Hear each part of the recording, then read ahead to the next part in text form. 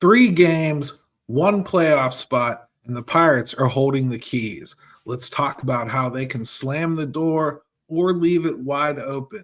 Next on Locked On Pirates.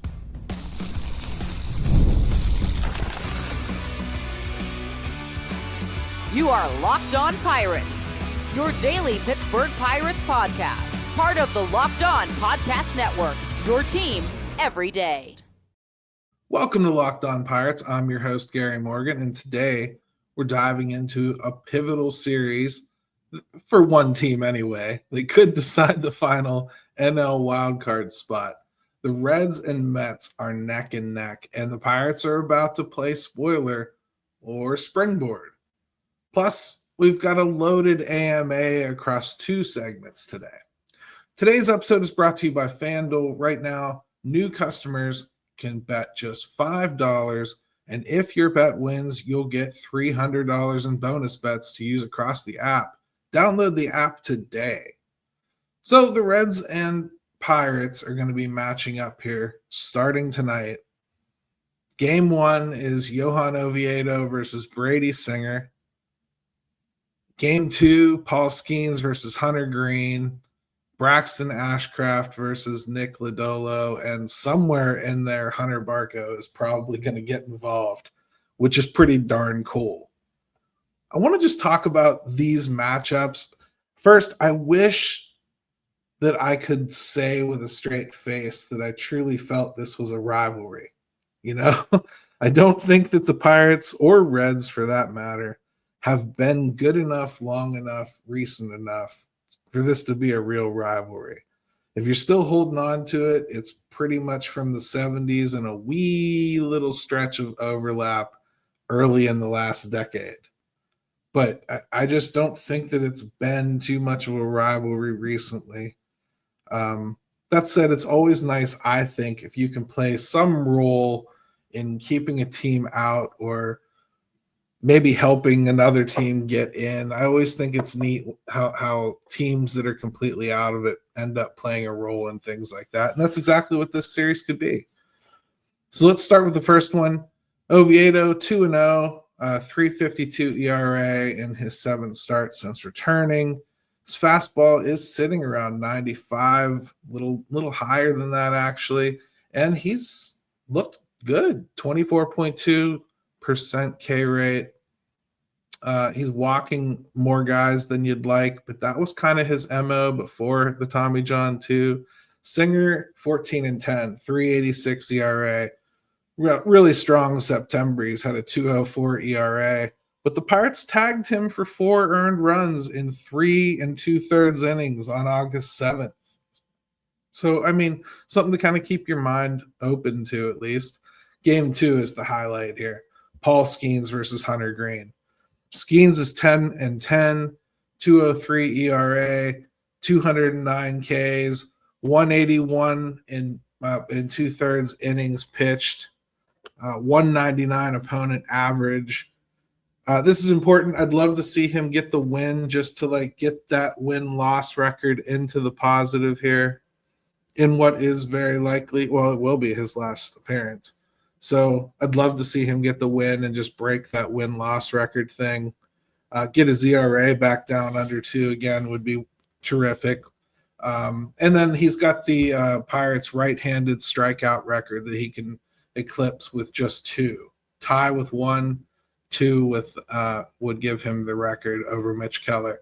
And then he's facing Hunter Green, 7-4, 2.74 ERA, 189 opponent average, electric arm. He can be a little homer prone. This should be a real fun one too. And then Braxton Ashcraft and Nick Lodolo. They're both good young pitchers. I like Nick Lodolo quite a bit. Great. One of the better young lefties in the league, I think. Pirates have hit him in the past though. And Ashcraft's been really good. I'm not sure which game that you'll see Hunter Barco get into there. The Ashcraft one kind of makes some sense, but I could see even Paul Skeens, they've been limiting him pretty dramatically. And the Reds have a tendency to be a pesky team too that will eat innings off of a guy like Paul Skeens too. We've seen that approach from Milwaukee and even the Cubs to a degree. So it might be something that the NL Central is starting to learn from facing Paul Skeens so much. We'll have to keep an eye on that as we move forward. I mean, what this really means, though, the Reds and Mets, like I said, are tied at 80 and 76. The Mets finish with 3 against the Cubs and the Marlins, but they are 31 and 44 on the road. So that's a couple tough matchups there for the Mets. And the Reds finish up with 3 against the Bucks and the Brewers, but the Brewers are locked in and they could very well rest starters. This series is huge. If the Pirates take 2 or 3, they could knock the Reds out of the race. And if the Reds sweep, they likely leap into the final wild card spot. And I just love the Pirates being involved in some way, shape, or form.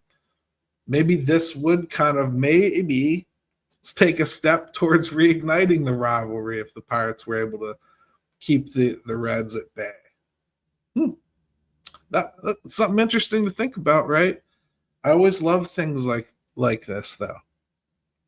Last time that the Pirates really played spoiler, man, I'm trying to think of the last time that I felt the Pirates were even really close. They messed a little bit with the Cubs a couple years ago, but I feel like the Cubs were already tumbling hard down a hill, So I don't think it was them. And the Brewers kind of have slowed down traditionally as they've gotten close.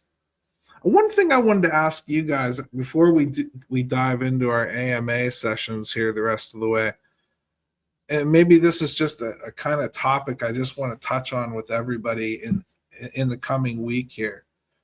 When your team gets knocked out, do you pay any attention to the playoffs? I'm kind of asking, first of all, I just want to know how much you guys want me to talk about it.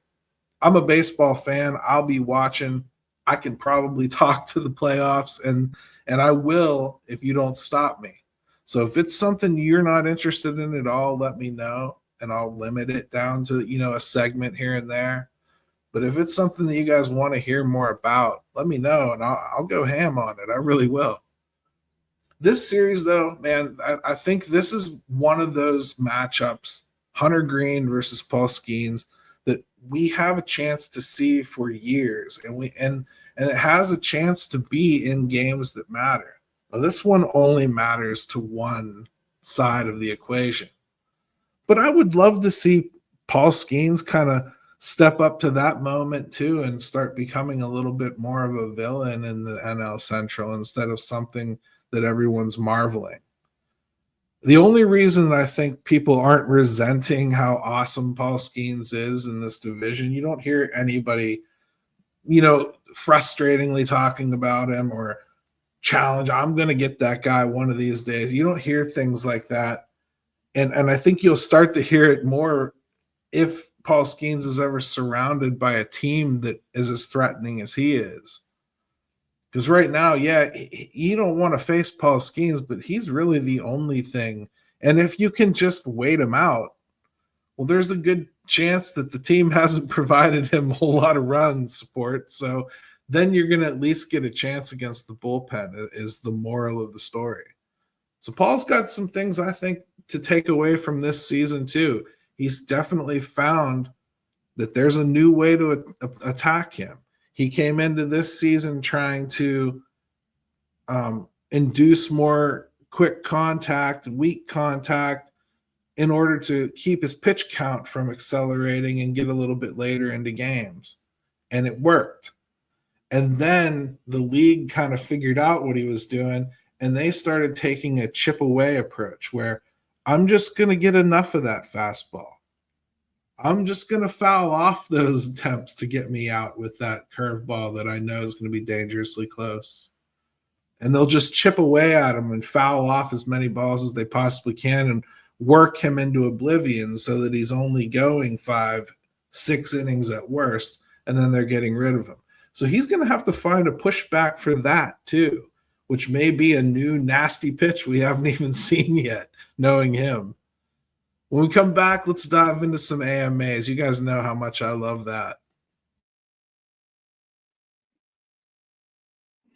You've probably seen a million ads for hair growth products and thought, sure, Like, that actually works. There are so many products out there, and it's hard to know which ones are actually going to do anything. That's why you should give Nutrafol a closer look. Nutrafol is the #1 dermatologist recommended hair growth supplement brand, trusted by over 1.5 million people. And it's not just hype. This is the supplement clinically tested that targets the root cause of thinning and shedding with a proactive approach. And you can feel good about it knowing Nutrafol is an NSF certified and backed by peer-reviewed studies. See thicker, stronger hair with less shedding in just 3 to 6 months with Nutrafol. For a limited time, Nutrafol is offering Locked On MLB listeners $10 off your first month's subscription and free shipping when you go to Nutrafol.com and enter the promo code LOCKEDONMLB. That's Nutrafol.com, promo code LOCKEDONMLB.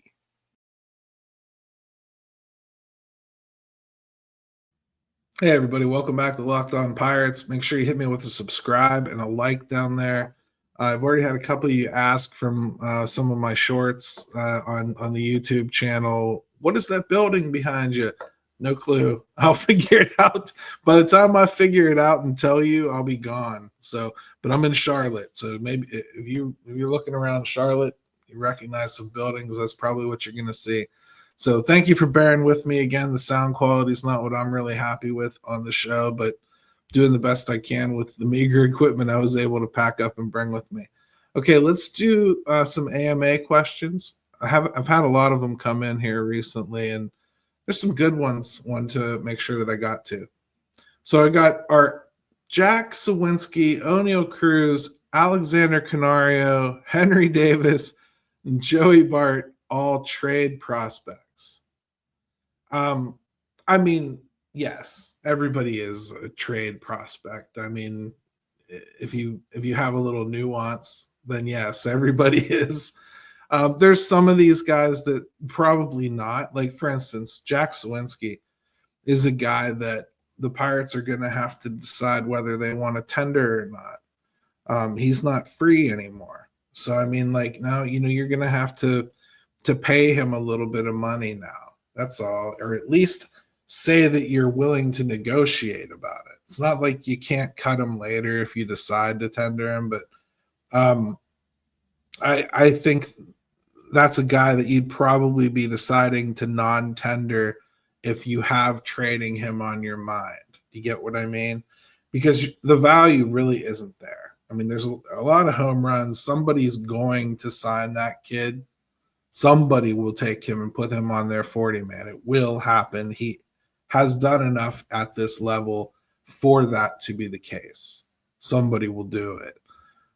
It doesn't have to be the Pirates. That's not me making that case. I'm just saying I don't think there's going to be a lot of a trade value type situation with Jack. O'Neill Cruz, you'd be trading him at his absolute lowest value.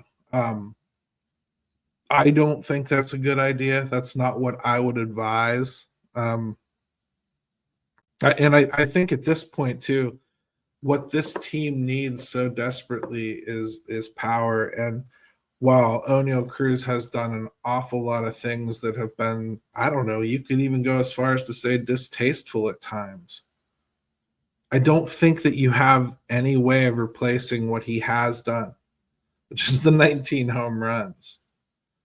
And whether he gets to 20 or not, whatever, it doesn't really matter. That's still a bulk of home runs this team doesn't have sitting in their back pocket. So I don't think you'll see him moved. Alexander Canario, your guess is as good as mine. He has no options. I feel like they've treated him almost like he was a Rule 5 protected player this year. He is not. They're going to have the exact same situation next year, and maybe they feel like he's good enough to ride the pine, come off and be a right-handed bat that can play a decent outfield for you. And that they don't really want anything more from him. Maybe he's good enough in that regard. I have no idea what you'd get in a trade for him. I would think this is another one of those outright cut decisions, or you just keep him around in camp. He's not in a situation where you have to pay him anything. He is still on a rookie deal, so he can stick around. Henry Davis, I'm going to dive into this a little bit more later. You do not want to give up on Henry yet. The bat, I get it. It's very frustrating. Defensively, though, no. He's been incredible defensively, and that's not what he's affecting on the pitching staff is arguably more important than anything that he does with his bat at this point. Although I do think that will come along too. And then the last one you mentioned was Joey Bart. Joey has hit okay towards the end of the season here. I think still you're looking for more power, especially out of a backup catcher. And I'm being kind by calling him that. His ERA, his pitcher ERA is almost over a full run worse than Henry Davis. And that's the entire suite of pitchers. So I don't think that Joey Bart should be back for a whole different reason. Had he hit, I could make an argument for the DH spot. I really could. So somebody asked me who I have an idea of who Ben should be replaced by. And they brought up the recent resignations in Tampa, a couple team presidents that walked out after the sale was approved. Yeah, those guys are fine. They're not really general managers, though. Those are more team operations type guys. Yeah, you could hire one of those guys away and replace Travis Williams. I'd be fine with that. The thing that I don't care for there is Tampa doesn't spend any money either, and their team president ownership group never made any money in the local area either, nor did they ever grow a fan base. I don't know that I want that my example for team president coming from Tampa. Okay. Like I there's some things I want to model from Tampa. That's not one of them. It's typically not a lap over role. Like a team president is necessarily the same thing you would hire to be a general manager. So I don't know that I would look to them for that. Where I look, again, are teams like the Guardians or the Tigers or the Royals or even the A's or Milwaukee. I start looking at those lieutenants. And then, the other thing that I think Bob's going to have to balance it against is he probably does have a pretty strong internal candidate with Horowitz. They hired him away from Cleveland for a reason. And the dude had a future that people were talking about already when he got hired. So there's a good chance that there's a little bit of inward pressure to at least look in that direction before you would decide to do that sort of thing. Someone asked, could Henry Davis follow the Ben Rice track? That's an interesting thought. For those of you that don't know, like Ben Rice in 2024, he hit 171. And he's rebounded real big in 2025 to the point where some Pirates fans were kind of hoping he might have been part of a return package for somebody like a David Bednar or even Mitch Keller when that name was getting floated around. But Ben is another one of these Yankees catchers. And if you're not on video, I'm doing the finger quote thing. One of those Yankees catchers / first baseman / DH / cross your fingers and hope that maybe they can do the outfield too type guys. That's what Ben Rice is. And he's been a productive bat for the Yankees off the bench. And I think he's held down first base a decent amount for them. He's done some good work. I don't think he gets used behind the plate very often. That's a lot of what Rafael Flores is kind of looking like as well. Yeah, I guess it could happen. Excuse me. But I do have to say, though, I think Ben Rice had a completely different issue than Henry has. Henry has just completely lost the ability to hit anything above his waist. at least with authority, with no regularity.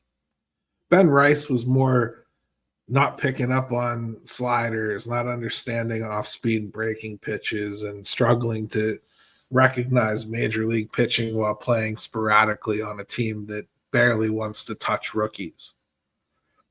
Henry's not having that situation. Henry's having like, please, dude, could you just hit a little? It would be so much better.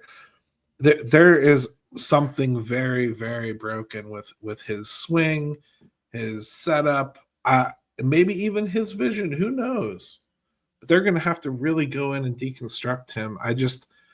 Defensively, I can say it might very well be worth it already.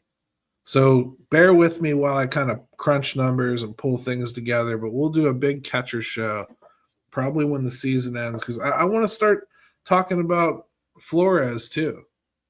In fact, I think that's going to come up in the next segment here of the AMA. So stick with me.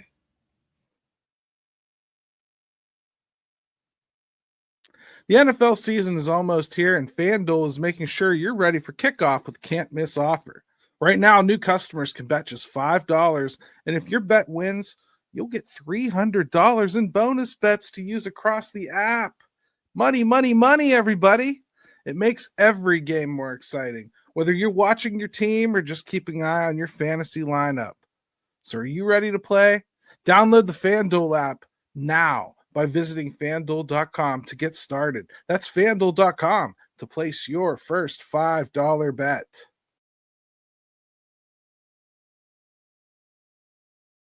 Hey, everybody. Welcome back to Locked On Pirates. Let's dive right in because I got a lot of them and I want to get as many in as I can. Will Kutch come back? Plain and simple. Will Kutch come back?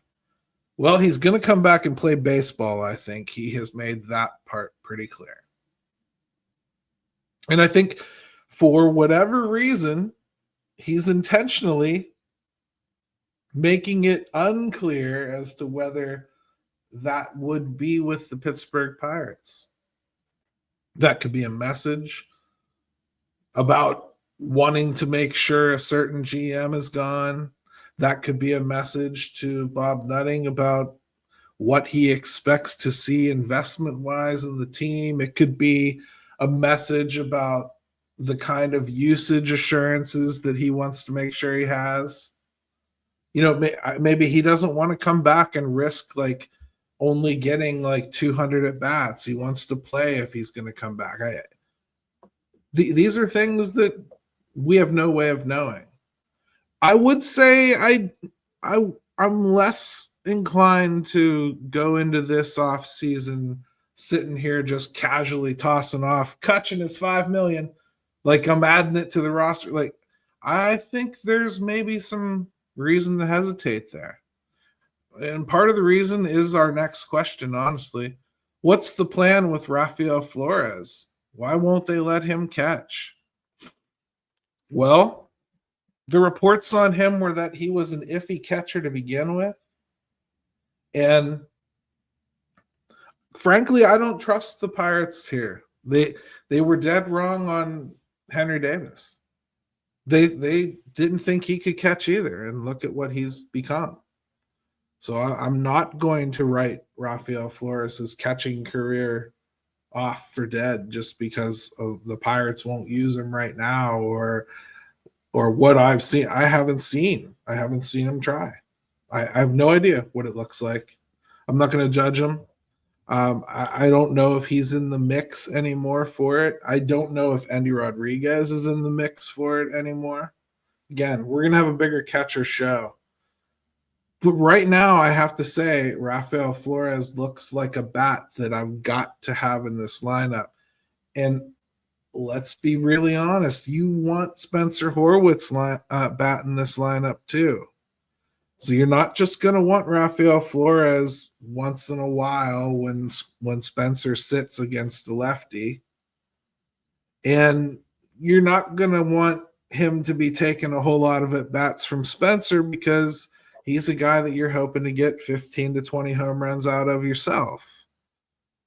So between the two of them, you're hoping that you got like 25 to 30 home runs at first base is in an ideal world, right? But he's going to need more at bats. And if they're not going to let him catch, that's going to have to be DH. And unfortunately, that's going to come out of Kutch's back pocket, right? And then you got the need to DH Brian Reynolds every once in a while to keep him fresh because he's playing every day and getting a little older. And you got the need to get O'Neal Cruz's mystery glove out of the lineup every once in a while, out of the field at least every once in a while, and use that DH spot. I don't know the plan with Rafael Flores. I can tell you so far early on, I like what I see in the bat. And the best I can say is look at this offense. You better find a place. Find a place.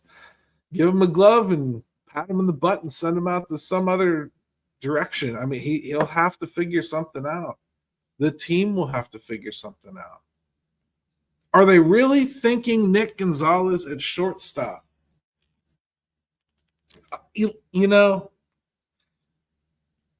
I think what we've seen here towards the end of the season is a couple things. One, Jared Triolo is absolutely nailed on going to be on this team next year. They know he can handle third base. They know he can handle shortstop, and they at least have themselves convinced enough in the bat that he can handle one of those spots. I think that gives them a little bit of flexibility going into free agency and or trade season. If they're out there trying to harpoon a third baseman or a shortstop, well, they can be a little less choosy about which one it has to be. I think that might be what we're seeing there. And Nick Gonzalez being able to play shortstop, the only reason to try to force that into existence is that you have to get Nick York on the field, and Nick York is a good second baseman too. And once again, you don't really give him enough at bats if he's just a platoon first baseman, right? And I'm trying to give those to someone else. So you need a regular spot for Nick York to play. Eventually what will happen is if they don't get anybody, which, okay, get your pitchforks out and light them on fire and all that, I understand. But if they don't get a shortstop or a third baseman, this lineup that you're seeing right now with Triolo at third, Gonzalez at short, York at second, and around the horn to Horwitz and or Flores, I think is very well what you could be looking at going into next season. And I'm not putting it out there as something I want to see. Okay, this isn't bad juju, but like you got to go with what you have first when you're starting to do team construction. You're going to build on top of that. Whatever you bring in is pushing this view of the top of the mountain or the best way to use those talents out of the way. So if you decide like the best you can do is get a good third baseman, okay, maybe you go back to Triolo at shortstop. Maybe Triolo goes back to being a super utility and Gonzalez plays shortstop. Ben's offensive philosophy, what is it? Gary, you talk about this an awful lot. You mentioned Ben's overriding philosophy. What exactly is his overriding philosophy? Why doesn't he stop trying to use it if it doesn't work? The overall philosophy of Ben Cherington's analytics interpretation of offense is a patient approach. It's contact heavy is what it's supposed to be. Zone discipline focused and built around controlling the strike zone. It's basically the hitter is basically controlling their own strike zone. Okay. And what this creates in some players is a player that tends to not be able to cover certain parts of the plate that they have no longer had any interest in.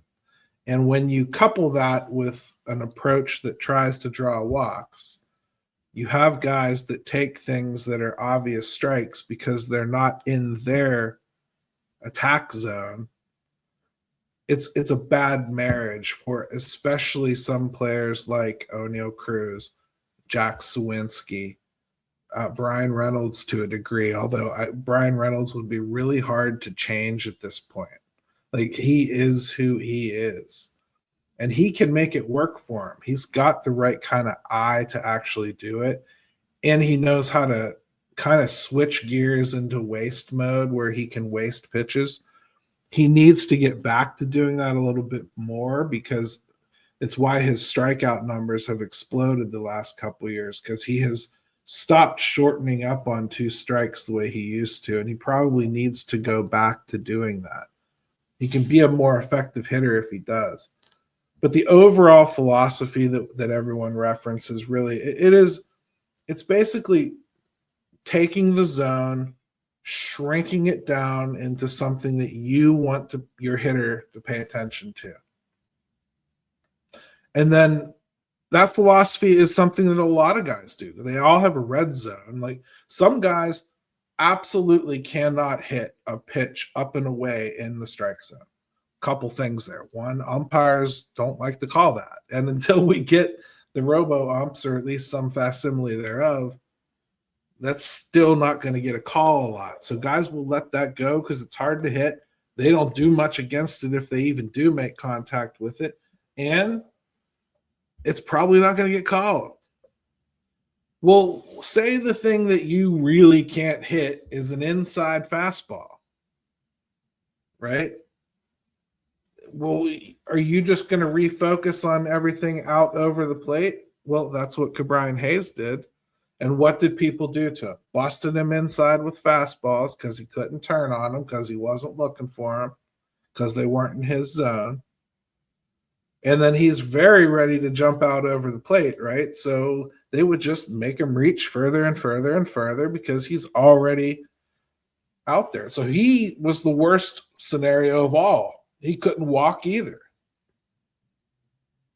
It's just a poor philosophy, a bad mix of bad analytics, poor reading of analytics. There's nothing wrong with any of the numbers. It's just a poor way to use them. And it's combined with some other philosophies that compound issues. And no hitting coach is going to be able to dig you out of that.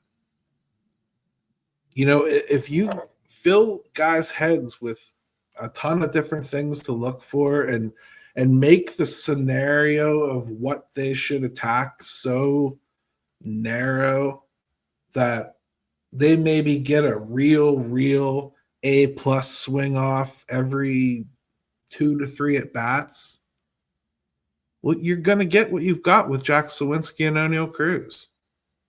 On occasion, it's going to work, and they're going to drive one to the base of the wall in the notch. And most of the time, it's just going to leave them staring at a strike 3 that they can't believe is a strike. That you're sitting at home not being able to believe they didn't see.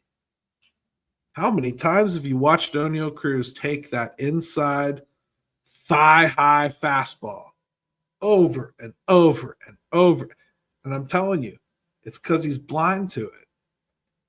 It's not in his zone. They need a new philosophy, if only because they need to break bad habits too. And that's why you got to change things pretty drastically in the messaging, the usage of everything. Shake the apple cart. If you think there's real talent here, you have to try to salvage it, and that's the best way to do it. You got to walk up and shake it. See if you can shake the crazy out of it before you have it committed. Hey, more on an all-new episode tomorrow. I apologize again for the audio. It is what it is. This Red Series is more than just 3 games. It's a chance to shape the playoff field. And the AMA shows fans are thinking big picture, I would say. Keep sending your questions in. Let's keep the conversation going. Always have fun doing it. Let's go Bucks.